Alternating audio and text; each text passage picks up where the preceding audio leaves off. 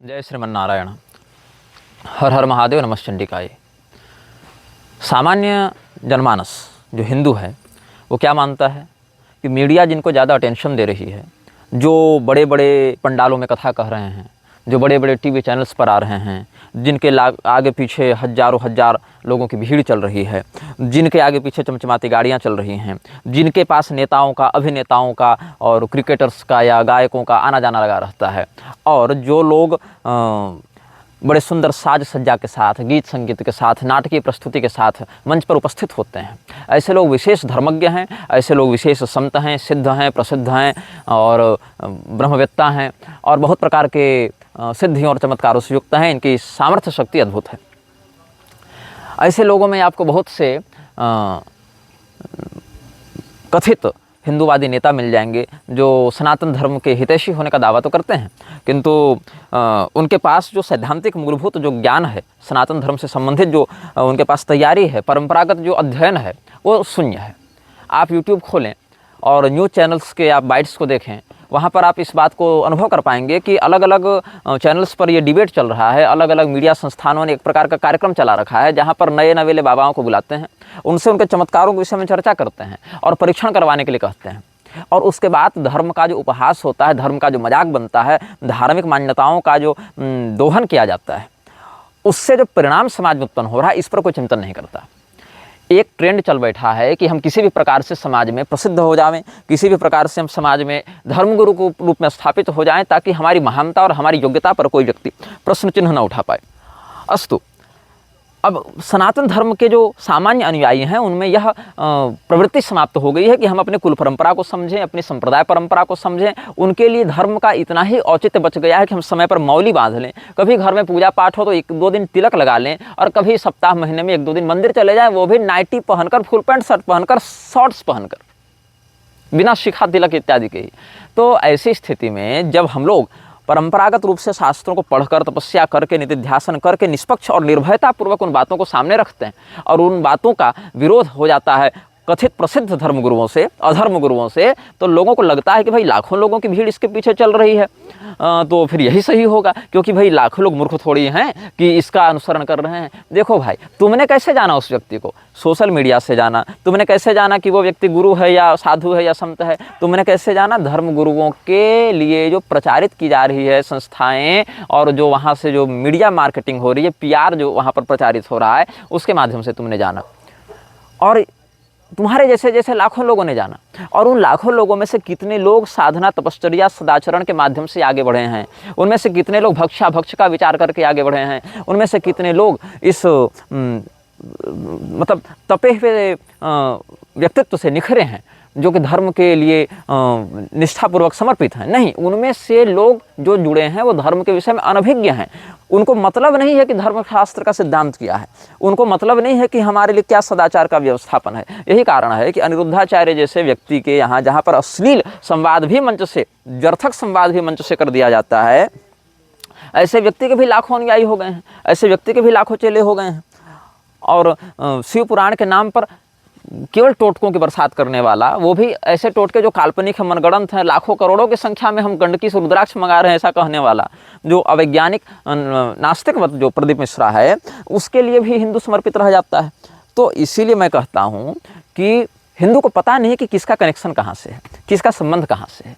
हिंदू को लगता है कि हमारे महाराज जी, हमारे गुरु जी विदेशों में जाकर सनातन धर्म का प्रचार कर रहे हैं, दुबई जाकर प्रचार कर रहे हैं। मोरारी बापू, धीरेन्द्र शास्त्री, अनिरुद्धाचार्य और क्या नाम है, इंद्रेश कुमार, पुंडरीक गोस्वामी, ये सब विदेशों में जाकर प्रचार कर रहे हैं धर्म का और सनातन धर्म के प्रति लोगों को जोड़ रहे हैं। ऐसी बात नहीं है बंधु।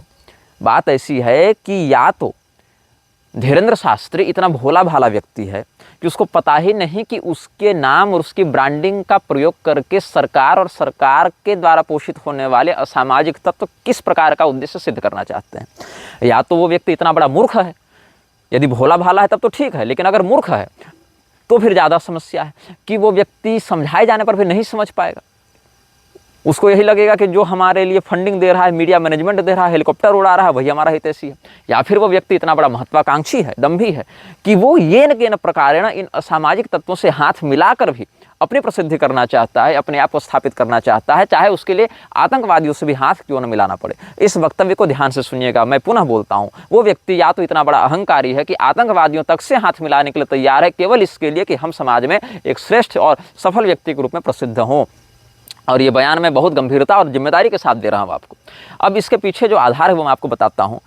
अभी जो सनातन हिंदू एकता यात्रा जो निकाली बागेश्वर वालों ने, उसमें बहुत से ऐसे लोग आए जिनका पूरा जीवन समाज में अश्लीलता, व्यभिचार, वेश्यावृत्ति, आतंकवाद और ड्रग डीलिंग यही सब में जुड़ा हुआ है, जिसमें बड़े बड़े आपको भोजपुरी गायक मिल जाएंगे, नाचने वाले मिल जाएंगे, अभिनेता मिल जाएंगे, जिन्होंने पूरा जीवन अश्लीलता के प्रचार प्रसार में और स्त्री के यौन टिप्पणियों में, और संजय दत्त जैसे लोग जिनका पूरा इतिहास आतंकवाद से जुड़ा रहा है, जिनका पूरा इतिहास बम विस्फोट और हथियार और ड्रग की डीलिंग से जुड़ा हुआ है, जिन्होंने मतलब व्यभिचार की सीमाएं लांघ दी और इसको ग्लोरीफाई करते हुए जिसने बताया कि मेरी तो 350 महिलाओं से अवैध संबंध है, ऐसा जिसने अपने बायोपिक में बतलाया, ऐसा व्यक्ति हिंदू ही नहीं है तो हिंदू एकता कैसे कर रहा है? जो स्वयं म्लेच्छों की पैदाइश है और जिस व्यक्ति ने स्वयं सनातन धर्म के प्रति कभी कुछ नहीं किया, बल्कि अजमेर इत्यादि जाता रहा और दरगाहों में चादर चढ़ाता रहा, जो मुसलमान की पैदाइश भी है, जिसने जीवन आतंकवादियों के साथ बिताया, जिसने जीवन नशेबाजी और वेश्यावृत्ति में बिताया, वो व्यक्ति बागेश्वर धाम से मिल रहा है और बागेश्वर धाम को लगता है कि वो व्यक्ति सनातन धर्म के लिए काम कर रहा है। तो ये किस प्रकार की सिद्धि है इसकी और ये किस प्रकार की निष्ठा है इस व्यक्ति के धर्म के प्रति, ये आप सोचिए। लक्ष्मी नारायण त्रिपाठी LGBT समलैंगिक अभियान की मुखिया रही है। व्यभिचार की धारा हटवाने में इसका बहुत बड़ा हाथ है, क्योंकि स्वयं ये लोग ऐसी मानसिकता के होते हैं। समलैंगिक संबंधों की वकालत करने में इस व्यक्ति का बहुत बड़ा हाथ है। जो व्यक्ति स्वयं धार्मिक अनुशासन में एक सामान्य हिंदू नहीं हो सकता है, वो व्यक्ति हिंदुओं का धर्मगुरु कैसे हो सकता है? जब तक अवधेशानंद जैसे चापलूसों का वरदहस्त प्राप्त नहीं हो, जब तक अवधेशानंद जैसे निर्लज उसको अखाड़ा की मान्यता न दे दें। तो ये समझना चाहिए कि हिमांगी को जब TRP मिलने लगी तो ये लोग भड़क गए। अब हिमांगी ने तो यह भी कह दिया था कि अगर 400 पार नहीं आए तो मैं आत्मदाह कर लूँगी। कहाँ है हिमांगी? क्यों आत्मदाह नहीं कर रही है हिमांगी? वो तो दूसरे को संस्कार और गुरुनिष्ठा सिखाने चली थी। तो 400 पार अगर नहीं आएगा मोदी जी को तो हम आत्मदाह कर लेंगे, ऐसा हिमांगी ने बयान दिया था। हिमांगी तो आज भी जिंदा है, न खुद मर रही है न कोई मार रहा है, क्योंकि उसको कभी आत्मदाह करना नहीं था। उसको केवल एक मीडिया सेंसेशन बनाना था। और सेंसेशन क्रिएट करने के चक्कर में, एक ट्रेंड बनाने के चक्कर में यदि आप धर्म को माध्यम बनाएंगे तो फिर ये असह्य बात हो जाएगी और इसका कड़ा प्रतिकार किया जाएगा, विरोध किया जाएगा।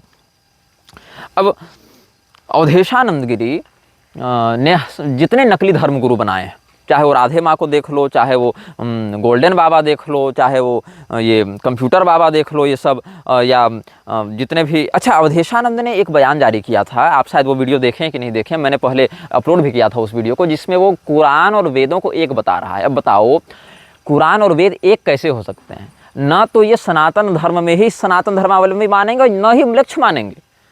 मतलब ये अवधेशानंद जैसे ही कुछ निर्लज्ज हैं जो कि कुरान और वेदों को एक दिखाने का प्रयास करते हैं, जबकि दोनों कभी एक नहीं हो सकते। न हिंदुओं के मत में एक हो सकते, न मुसलमानों के मत में एक हो सकते। अगर कोई मुसलमान स्वयं को सच्चा मुसलमान कह रहा है तो भी वो इस बात पर तो सर्तन से जुदा करने आ जाएगा कि तुम कुरान को वेदों से कैसे तुलना कर सकते हो, काफिरों की पुस्तक से कैसे तुलना कर सकते हो। और अगर कोई कट्टर सनातनी होगा तो भी वेदद्रोह के कारण यही दंड देने पहुंचेगा। दोनों स्थिति में हाल अवधेशानंद का वही होना है।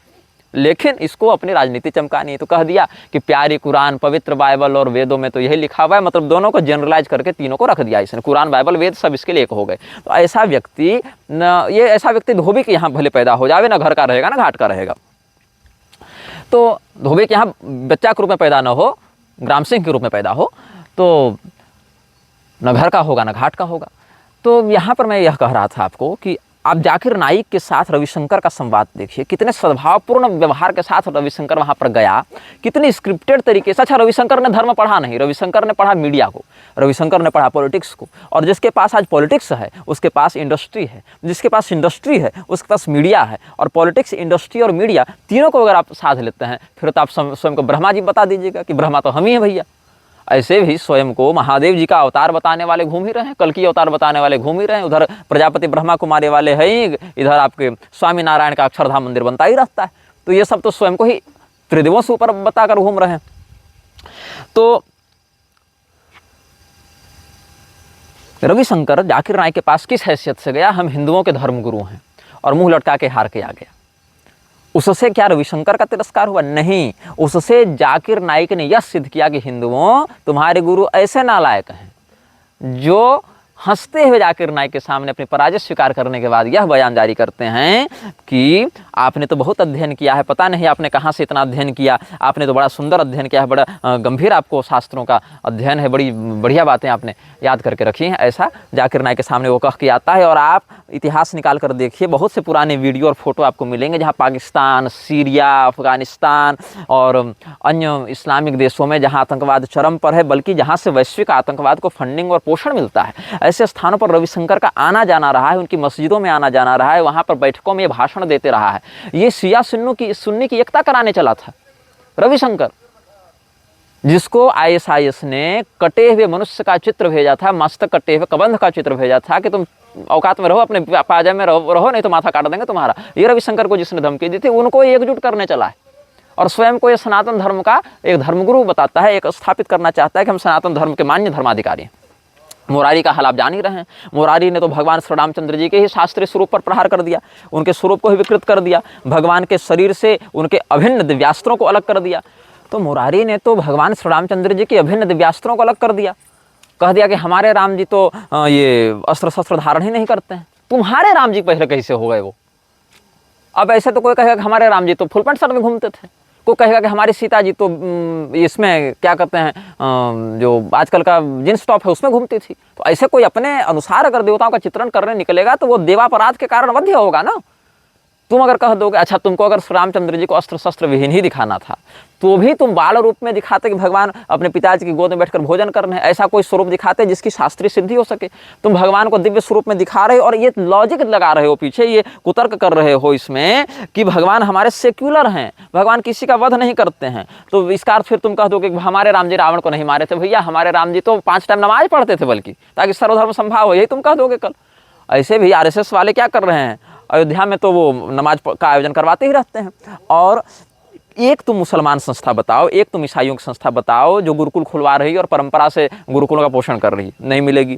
एक ऐसी संस्था इस्लाम और ईसाइयत के लोगों के द्वारा चला जा रही बताओ जिसमें हिंदू महिलाओं को पेंशन दिया जा रहा हो, नहीं, वो हिंदू महिलाओं को फंसाकर अपने यहाँ रखेल बनाकर रखना चाह रहे हैं, उसके अंगों का व्यापार करना चाह रहे हैं।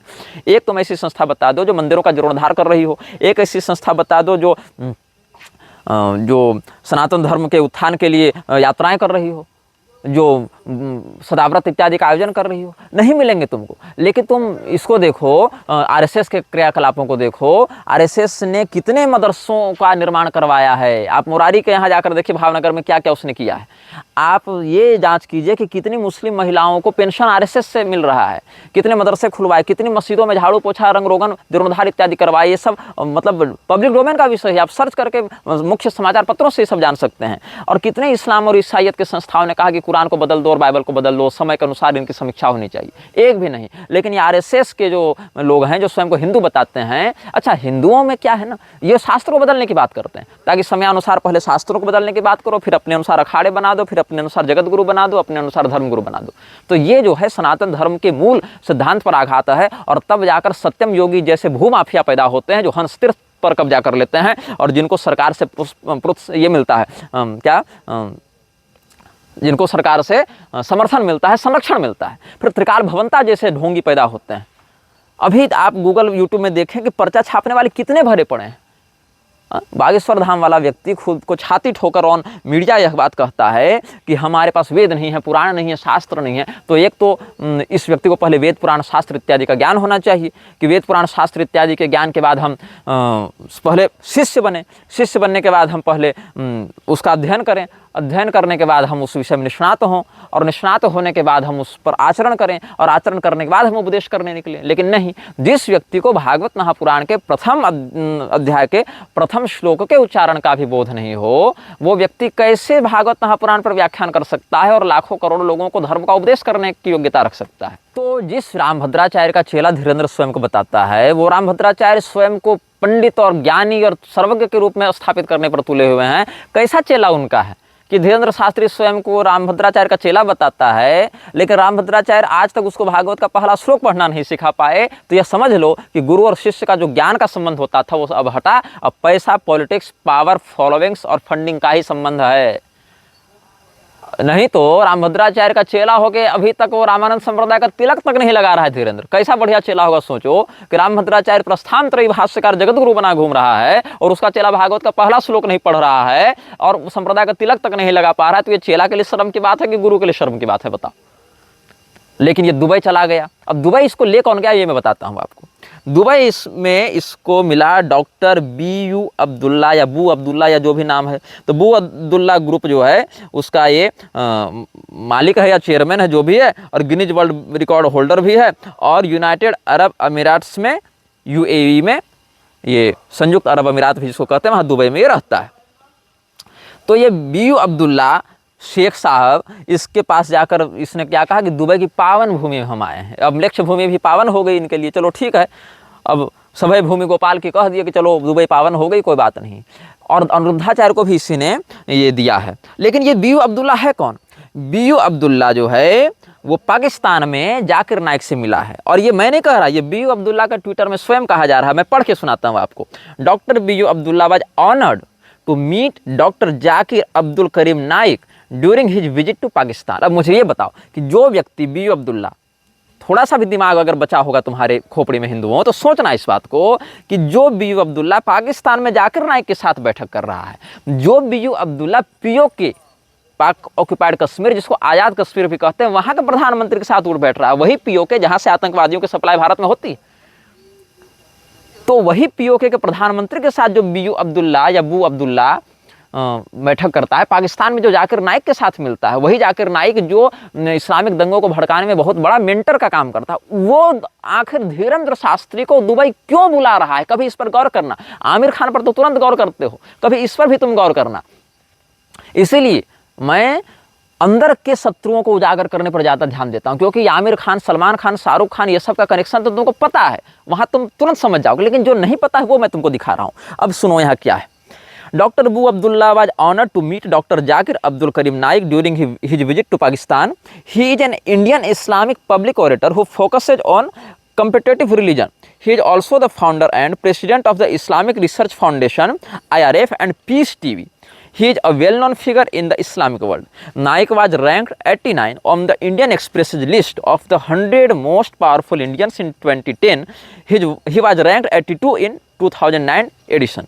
He has made significant contributions to the understanding of comparative religion and has inspired many through his work with the Islamic Research Foundation and Peace TV. His ability to engage audiences and promote dialogue among different faiths is truly commendable.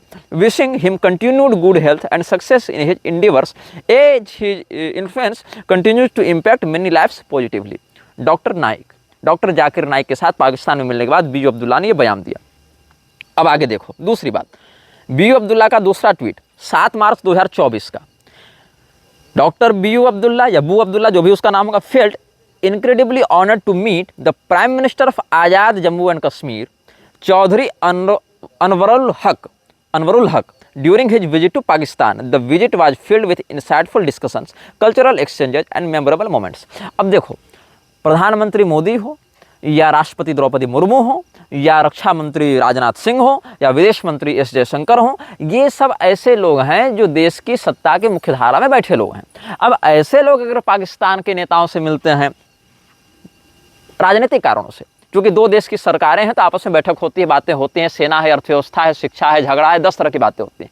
तो आप किसी भी देश का पूर्णतः बहिष्कार नहीं कर सकते कि हम बात ही नहीं करेंगे, ऐसा नहीं है। यहाँ तक कि इजराइल और फिलिस्तीन में लड़ाई हो रही है, यूक्रेन और रूस में लड़ाई हो रही है, लेकिन संवाद तो नेताओं में होता ही है कि भैया लड़ना है कि नहीं लड़ना है कि कैसे लड़ना है या जो भी है। तो ऐसी स्थिति में अगर ये लोग कोई चुनावी नेता होते, धीरेन्द्र शास्त्री, अनिरुद्धाचार्य या ये बू अब्दुल्ला भी का अगर कोई नेता होता, कोई इलेक्टेड लीडर होता, तो कम से कम ये कह सकता था कि हम तो सरकारी काम से गए थे भैया, अब मेरा पड़ोसी देश है तो हमको तो बात करनी पड़ेगी कि भाई सिंधु नदी बह रही है तो कितना पानी किसके पास रहेगा, बॉर्डर एरिया क्या डिसाइड होगा, एक्सपोर्ट इम्पोर्ट का क्या होगा, कल्चरल रिलेशंस कैसे रहेंगे, इकोनॉमिकल क्या होगा हमारा संबंध है, जो भी अपना। लेकिन ये तो ऐसा भी नहीं है। फिर मुझे ये बताइए कि पाकिस्तान में POK के प्रधानमंत्री से मिलकर और जाकिर नाइक से मिलकर वो अब्दुल्ला क्या खिचड़ी पका रहा था, ऐसे लोगों से मिलकर जो भारत में प्रतिबंधित हैं, आतंकवादी के रूप में लिस्टेड है, और वो धीरेन्द्र शास्त्री को दुबई ले जाकर क्या कर रहा था। इस कनेक्शन पर जरा आप ध्यान दीजिएगा। और ये मैं कोई स्टिंग ऑपरेशन करके नहीं बता रहा हूँ, ये ट्विटर पर सार्वजनिक उपलब्ध है। चित्र भी मेरे पास है, लेकिन चित्र मैं नहीं लगाऊंगा क्योंकि कॉपीराइट का मामला आ सकता है, लेकिन अगर कोई मांगेगा तो मैं चित्र उसको दिखा भी सकता हूं। अब आगे आपको मिलते हैं। ये तो अब 4 फरवरी 2023 का भी था।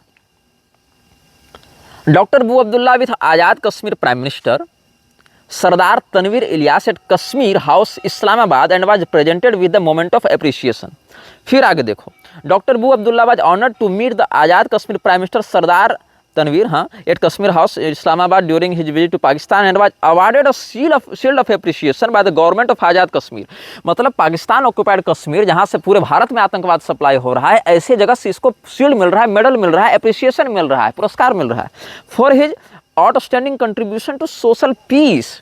और आगे देखो, दरबार आलिया नेरियान शरीफ इन कश्मीर गया था, वहाँ पर पाकिस्तान भाई पीर सुल्तान और Afreen Siddiqui to spend great message of Islam. अब ग्रेट मैसेज ऑफ इस्लाम क्या है कि पूरी धरती पर केवल और केवल इस्लाम का शासन होना चाहिए, एक भी काफिर नहीं बचना चाहिए, और अगर काफिर जिंदा है तो ये सुनिश्चित किया जाए कि उसकी स्त्रियां हमारी हों और उसका पैसा हमारा हो।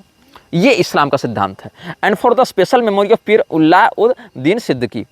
अब देखो, राजा परवेज अशरफ से भी मिला है कश्मीर में। ये पाकिस्तानी पॉलिटिशियन बिजनेसमैन था और वहाँ जो है रावलपिंडी द्वितीय से वो सांसद भी, नेशनल असेंबली का 58वां वो मेंबर भी है, जहाँ से अबू अब्दुल्ला मिला हुआ है। और देखो, अबू अब्दुल्ला क्या होता है, पहले वो आज़ाद कश्मीर में जाकर पीओके के प्राइम मिनिस्टर से मिलता है मार्च 2024 में, और मई 2024 में आते आते वो धीरेन्द्र शास्त्री को दुबई लेकर आता है। और धीरेन्द्र शास्त्री वही व्यक्ति है जिसने यह कह रखा है रजत शर्मा को दिए सार्वजनिक इंटरव्यू में कि 500 मुसलमान परिवार हमारे मित्र हैं और हम मुसलमानों के साथ आज भी चाय पीते हैं। और वही व्यक्ति दुबई में उस व्यक्ति के निमंत्रण पर जाता है जो व्यक्ति आज़ाद कश्मीर से पाकिस्तान के जो टेररिस्ट फंडर्स हैं, बिजनेसमैन हैं या असेंबली लीडर्स हैं, उनसे मेडल लेकर आता है और जाकिर नाइक से पाकिस्तान में मीटिंग करता है और इसकी उद्घोषणा भी करता है। तो for the first time ever in Dubai, India's leading spiritual गुरु बागेश्वर धाम पीठ chief Dhirendra Shastri, he was taken on a tour of iconic Burj Khalifa along with his team and had an incredible experience. The visit brought a unique and memorable experience. मेरा accent चूँकि अभ्यस्त नहीं है इसलिए आप क्षमा करेंगे, भाव समझ गए। तो अबू अब्दुल्ला जो है वो मार्च में मीटिंग करता है आज़ाद कश्मीर में पीओके में जाके वहाँ के प्राइम मिनिस्टर के साथ, और नेशनल असेंबली लीडर्स से मिलता है, जाकिर नाइक से मिलता है, और उसके 2-3 महीने के बाद वो धीरेन्द्र शास्त्री को ये कहकर इन्वाइट करता है दुबई में कि आप भारत के एक बढ़ते हुए आध्यात्मिक नेता हैं। और वो आध्यात्मिक नेता इतना बढ़ा हुआ है कि वो स्वयं कहता है कि मुझे वेद पुराण शास्त्र कुछ नहीं पता। वो खुद कहता है कि मुझे भागवत महापुराण के पहले श्लोक का भी ज्ञान नहीं। ऐसा व्यक्ति जो स्वयं कहता है कि 500 मुसलमान परिवार मेरे मित्र हैं, वो ऐसे व्यक्ति के बुलाने पर दुबई जाता है जिसके जाकिर नाइक के साथ और जिसके कश्मीर के आज़ाद कश्मीर जो पीओके है, शब्द वही है इसलिए मैं वही बोल रहा हूँ, वही प्रचलित शब्दावली हो गई है। तो वहाँ के लोगों के साथ उठता बैठता है और अनिरुद्धाचार्य इत्यादि को ही बुला रहा है ये व्यक्ति, और इसके सारे चित्र इत्यादि हैं। और इतना ही नहीं, अब आगे सुनो, दोबारा इसने बुलाया, अगस्त में फिर बुलाया, मई में गया और फिर अगस्त में इसने फिर बुलाया। Doctor Abu Abdullah honour to welcome Guruji Dhirendra Krishna Shastri again in Dubai. Bageshwar Dham Sarkar और Maharaj is a Hindu spiritual guru and the Peethadhishwar of the Bageshwar Dham Sarkar religious Hindu pilgrimage site in Chhatarpur district. और चित्र इत्यादि भी सार्वजनिक है। अनिरुद्धाचार्य को ही बुलाया, कब बुलाया? जनवरी में बुलाया, 4 जनवरी को। We are happy to welcome Shri Aniruddhacharya ji Maharaj also ने पूकी बाबा, नया नाम सुना अनिरुद्धाचार्य का, पूकी बाबा इन दुबई। अब पूकी बाबा का क्या ख्याल है मुझे नहीं पता, लेकिन उसने कहा। तो इस प्रकार से अनिरुद्धाचार्य को ही बुलाया गया। अब सुनो, अब तुमको ये लग रहा होगा कि ये अबू अब्दुल्ला तो भैया सर्वधर्म संभाव वाला आदमी होगा, तो जैसे इस्लाम के प्रचारक जाकिर नाइक से मिलता है वैसे सनातन धर्म के प्रचारक धीरेन्द्र कृष्ण शास्त्री से भी मिलता है। ऐसा एक भाव बनता होगा कि चलो ठीक है, इसके मन में सभी धर्मों के लिए सम्मान होगा और ये हर धर्म के प्रधान लोगों से मिलना चाहता होगा। लेकिन beware my friend, Zakir Naik कहता क्या है? Come on brother speak loud, the world should hear you. तो क्या कहता है अबू अब्दुल्ला? नूपुर शर्मा प्रकरण में। नूपुर शर्मा का प्रकरण यदि आपको ज्ञात हो तो अच्छी बात है, न हो तो थोड़ा सा मैं समराइज कर देता हूँ, इसको ब्रीफिंग कर देता हूँ आपके लिए। हुआ ये था कि जब ज्ञानवापी मस्जिद का मुद्दा उठा था, मस्जिद इसलिए कह रहा हूँ क्योंकि अभी मस्जिद के ही रूप में प्रसिद्ध है वो मंदिर शुरू से, लेकिन चूंकि उसकी अभी कब्जेदारी बनी हुई है अभी, इसलिए हमने मस्जिद शब्द का प्रयोग किया है। जबकि आप ध्यान देंगे हमने ज्ञानवापी मंदिर के ऊपर पूर्णतया शास्त्रीय प्रमाण से युक्त विस्तृत लेख भी लिखा था और कोर्ट को भेजा भी था। वीडियो भी बनाया था।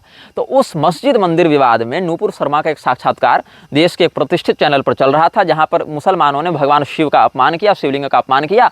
तो नूपुर शर्मा ने केवल उपमा देने के लिए यह कहा कि तुम्हारे पैगंबर को भी कोई कुछ ऐसा कहेगा तो तुमको कैसा लगेगा। बस इसी बात पर आउटरीच ऐसा हुआ और भारत की नपुंसक सरकार ने, मोदी सरकार नाम है शायद, हाँ खैर हम तो उसके सामर्थ्य पर चले गए, नाम पर नहीं जा पाए हम, इसके लिए हम क्षमा चाहते हैं कि नाम से पहले सामर्थ्य बता दिया। तो उस सरकार ने नूपुर शर्मा को अपनी पार्टी से निकाल दिया और ऐसा करके इसने विश्व में एक ऐसा प्रतिमान हासिल किया जो आज तक कोई पार्टी नहीं कर सकी थी, कि सच बोलने वाले अपने कार्यकर्ता को निकाल दिया और उन लोगों के चरणों में जाकर लौट गई जो लोग सदैव से इन्हीं लोगों के जान के दुश्मन बने हुए थे। तो नूपुर शर्मा के प्रकरण में हमने, जब चंद्रचूड़ सीजीआई बना हुआ था, उसी समय हमने सुप्रीम कोर्ट को फटकारते हुए एक बहुत विस्तृत पत्र लिखा था सुप्रीम कोर्ट को, जिसकी कॉपी सार्वजनिक भी है और एक वीडियो भी निर्गत किया था। उसके कारण हमें भी बहुत सारी धमकी आई थी, लेकिन हमने जितना संभव था अपने संसाधनों के आधार पर नूपुर शर्मा के प्रकरण में उसका समर्थन किया था, नूपुर शर्मा का। लेकिन जो ये कथित हिंदू धर्मगुरुओं को बुला रहा है दुबई ना, जो जाकिर नाइक का परम मित्र है, वो क्या लिखता है?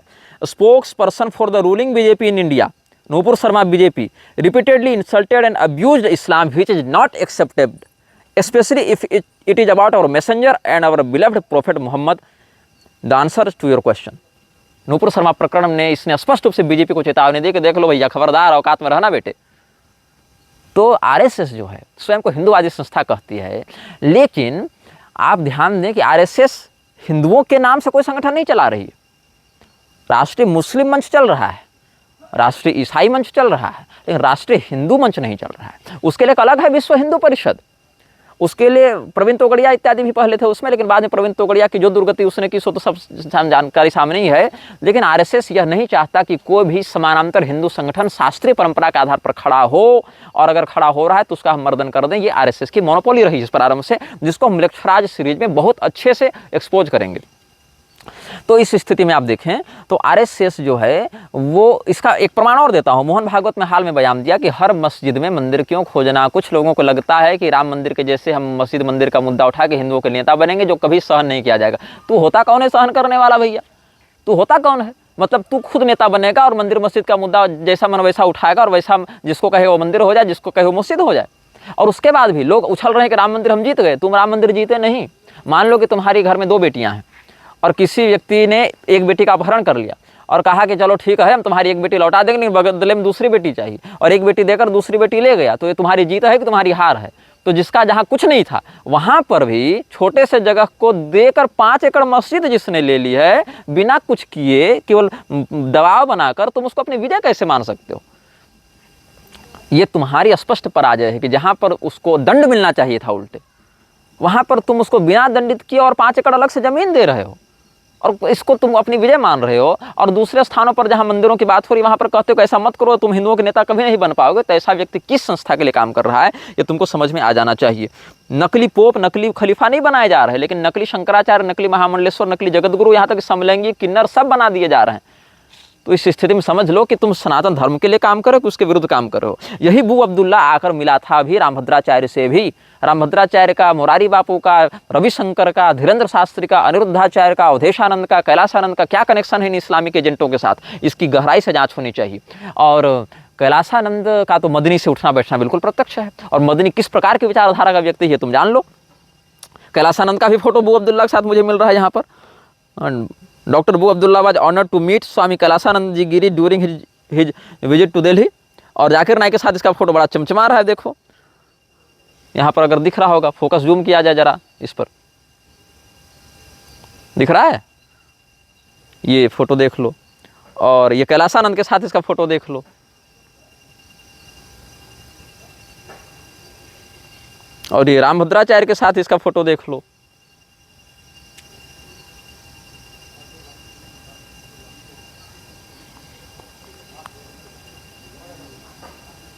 और ये बागेश्वर धाम वालों के साथ इसका फोटो देख लो।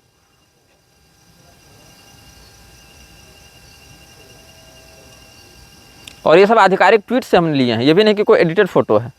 तो ये हम तुमको एक छोटा सा सिग्नल दे रहे थे कि किस प्रकार से ये लोग हिंदुओं को मूर्ख बनाकर, हिंदुओं का दोहन करके और उन्हीं लोगों से हाथ मिलाकर बैठे हुए हैं जिनको हिंदुओं का शत्रु बताया जाता है। बिल्कुल बताया जाता है, बिल्कुल हैं ही वो शत्रु, लेकिन शत्रु बोध को जगाने के साथ साथ तुम पीछे से हाथ मिलाकर कौन सा स्वार्थ सिद्ध कर रहे हो, जरा इसकी बात करो। आखिर ये बताओ कि जिन्होंने समाज में अश्लीलता फैलाई, जिसने समाज में व्यभिचार फैलाया, जिसने समाज में आतंकवाद फैलाया, जिसने समाज में ड्रग्स डीलिंग की, जिसने समाज में मानव तस्करी, लव जिहाद को बढ़ावा दिया, जिसने समाज में वर्णाश्रम व्यवस्था को मटियामेट किया, ऐसे लोगों को तुम अपने पास बुला रहे हो। ऐसे खेसारी यादव और अक्षरा सिंह और संजय दत्त और 10 तरह के बवंडर वालों को बता रहे हो। तो ये बताओ कि धीरेन्द्र के पास अगर कोई शक्ति सिद्धि होती तो आज तक उसने मतलब कोई वैसी शक्ति सिद्धि जिसका ये दावा करता है, पर्चा सिद्धि वाले तो भाई हजारों घूम रहे हैं यूट्यूब पर, तुम खुद देख लो।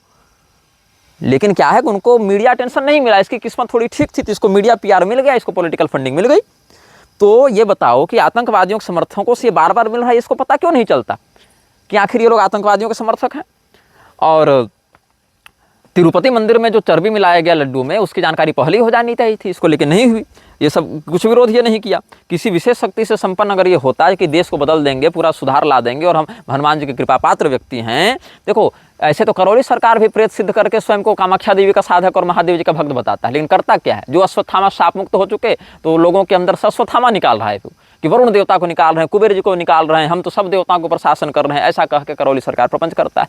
करौली और धीरेन्द्र में एक ही अंतर है कि धीरेन्द्र ने कोई भी तमाशा देवी देवताओं को फटकारते हुए नहीं किया है, कम से कम अभी तक इतना वो व्यक्ति अच्छा काम किया है। करौली तो और लतखोर है, उसने तो कितना कुछ कर दिया। वो तो ब्राह्मण, वो तो भदौरिया करके कुछ है ना वो तो, लेकिन गाली कौन सुनेगा? लोग कहेंगे कि ये पाखंड तो ब्राह्मण फैला रहे हैं, जबकि ये तो भदौरिया है। कौन? करौली सरकार वाला व्यक्ति।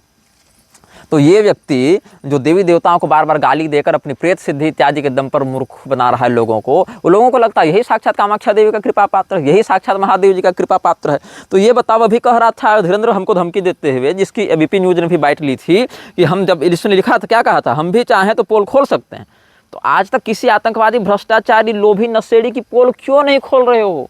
इतने सारे बलात्कार, इतने सारे गो तस्करी, इतने सारे जो बवंडर हो रहे हैं, हथियार डीलिंग हो रही है, बम ब्लास्ट हो रहे हैं, क्यों नहीं उनकी पोल खोल रहे हो? क्यों, किस बात के इंतजार में हो?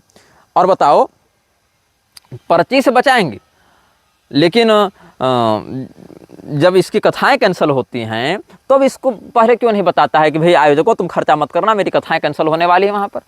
ये तो मुसलमानों से हाथ जोड़कर माफ़ी मांग रहा था अली और बजरंगबली वाले मुद्दे पर, और स्वयं कहता है कि मैं किसी मूल्य, किसी पादरी से नहीं डरता हूँ। अभी तो अपने भाई को नशा मुक्त ये नहीं कर पाया, इसका भाई कितना सारा व्यभिचार और कितने ड्रग डीलिंग इत्यादि में इसके भाई का वीडियो आते रहता है, नशेबाजी में, सालग्राम का, और इसने अपने भाई तक को जो है सो उस सुधार में लाने का प्रयास नहीं किया। और जो अभी कह रहा है, अभी बताओ, ये मुंबई ब्लास्ट के आरोपी संजय दत्त की तारीफ कर रहा है, उसको परिवार जैसा बता रहा है। ये सब सार्वजनिक वीडियो उपलब्ध हैं, वीडियो फोटो सब उपलब्ध हैं। सारी जाँच पुष्टि करने के बाद हम इतना बड़ा बयान दे रहे हैं, बिना कच्ची तैयारी से बयान नहीं दे रहे हैं, पूरी पक्की तैयारी से बयान दे रहे हैं। और उसके बम ब्लास्ट और आतंकवादियों से कनेक्शन को ये छोटी मोटी भूल बता रहा है। जो व्यक्ति 350 महिलाओं से अवैध संबंध रखता है, उसको ये छोटा मोटा अपराधी, मतलब छोटी मोटी गलती भूल करने वाला बताता है। अपनी शक्तियों से दाऊद इब्राहिम जैसे आतंकवादियों का खुलासा ही क्यों नहीं करता है? और जो दुबई का आतंकी समर्थक है, उसके साथ ये तो शराब की फैक्ट्री खोला था ये दुबई में, और संजय दत्त ने, और यहाँ पर आकर तंबाकू की कंपनी जो गोपाल भगवान और कृष्ण भगवान का फोटो लगाकर तंबाकू बेच रही है, ऐसी कंपनी के साथ मिलकर ये तंबाकू की एडिंग कर रहा है और वहाँ पर विज्ञापन दे रहा है और भगवान कृष्ण की फोटो लगाकर कर रहा है। तब धीरेन्द्र क्यों नहीं रोकता ऐसे लोगों को? बताओ, अभी डबल स्मार्ट जो फिल्म आई 15 अगस्त को, वहाँ भगवान महादेव का अपमान किया इसने, तब धीरेन्द्र तो इसको कुछ नहीं समझाया। और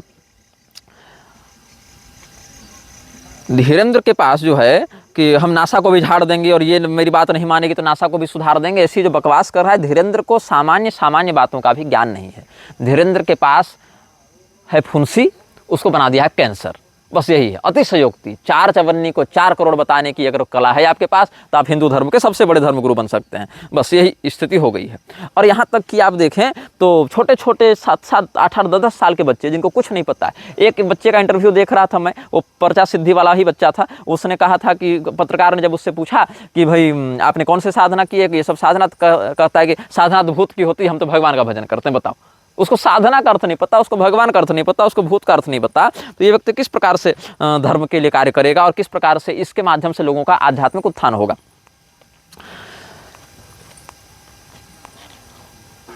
अब जितने भी बातें हमने कही हैं उन सभी बातों को आप देख सकते हैं। जैसे किस प्रकार से मूर्ख बनाया जाता है। पवन कल्याण का नाम लगाकर लोग कह रहे थे कि मैं सनातन धर्म बोर्ड की मांग करता हूं। पवन कल्याण की पत्नियां खुद ईसाई हैं, बच्चे खुद ईसाई हैं, क्या सनातन धर्म बोर्ड की मांग करेगा? लेकिन लोगों को लगता है कि चलो हिंदुओं के लिए काम कर रहा है। लोग वेरिफिकेशन नहीं करते ना, जांच नहीं करते। जो टीवी पर देखा वही सच हो गया, जो देख लिया वही मान लिया, जो हो गया वही सही है।